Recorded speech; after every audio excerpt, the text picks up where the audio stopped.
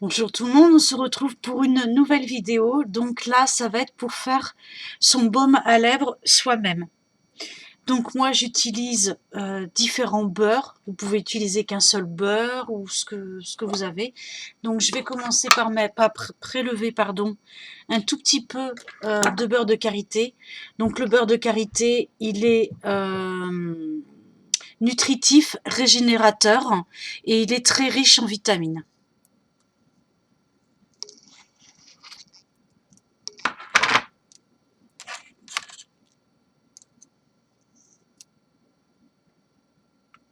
Donc voilà, je le mets à fondre dans mon petit chauffe. Je sais plus comment on appelle ça.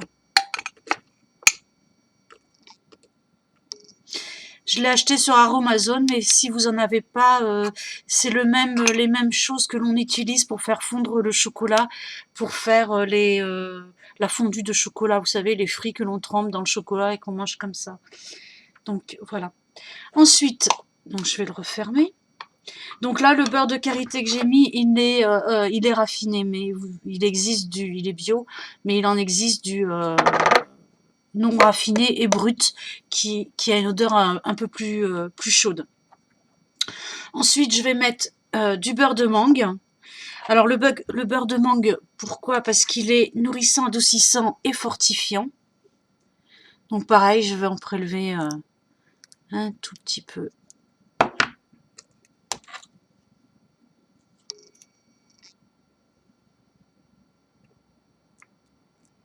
Donc moi, faudrait que vous en mettiez moins, hein, surtout si vous avez qu'un seul contenant, un seul tube. Moi, j'en ai plusieurs, donc du coup, je vais en faire plusieurs.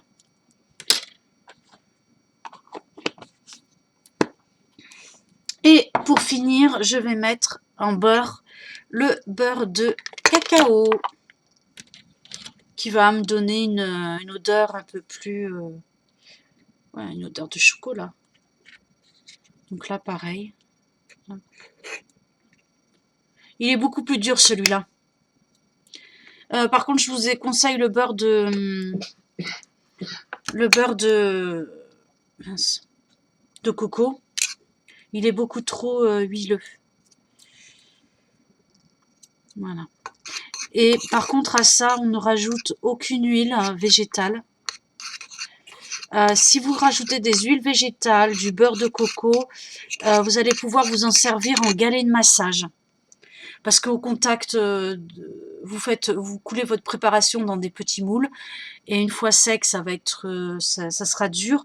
Mais au contact de la peau, ça va devenir huileux. C'est pour ça qu'on appelle ça enfin, moi, j'appelle ça des galets de massage. Donc voilà. Mais là, c'est pas du tout ce que je veux. Je veux juste un baume.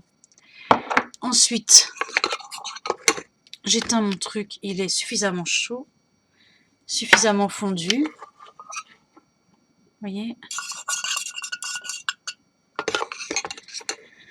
Ensuite, je vais rajouter une goutte, mais vraiment une goutte de cyste pour le côté cicatrisant. Alors, elle est un peu longue à tomber.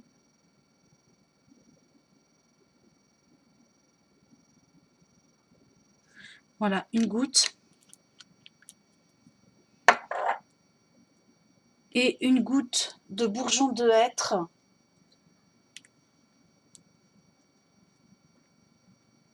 Voilà, qui va redynamiser la peau et hydrater et régénérer la peau. Bourgeon de hêtre. Et l'autre, la cicatrisante. Celle-ci, c'est une base, la cyste ladanifère. Pour les gens qui ont des problèmes de psoriasis aussi, c'est la base, quoi.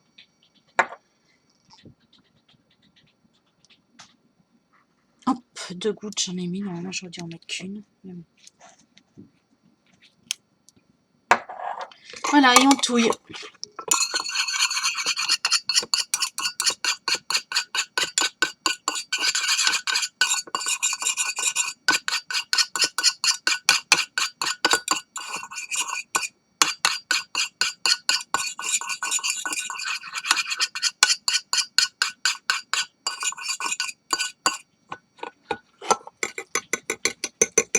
Voilà. Ensuite, je vais le verser dans mon petit contenant, sans en mettre partout.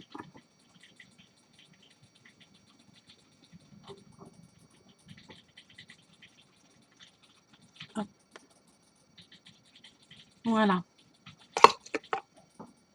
Et le bouchon. Je remets le bouchon et ensuite, je vais mettre ça au frigidaire. Et ça va fonctionner. C'est une sorte de tube de rouge à lèvres, si vous voulez. Je l'ai acheté vide sur Aromazone. Sinon, vous pouvez aussi utiliser vos anciens rouges à lèvres. Au préalable, vous les nettoyez bien. Et ça fera tout à fait l'affaire. Ce que vous pouvez faire, si vous voulez un baume coloré, là, je vais justement en faire un autre. Je vais juste rajouter un peu de pigment. Je vais en faire un autre et puis je vais en refaire en utilisant que le beurre de karité et le beurre de mangue parce que le beurre de cacao me colore trop. Donc juste 2 beurres transparents et vous pouvez rajouter, moi je vais rajouter ce pigment là parce que je veux un orangé et c'est des pigments, des fards à paupières dont je ne me sers pas qui sont satinés.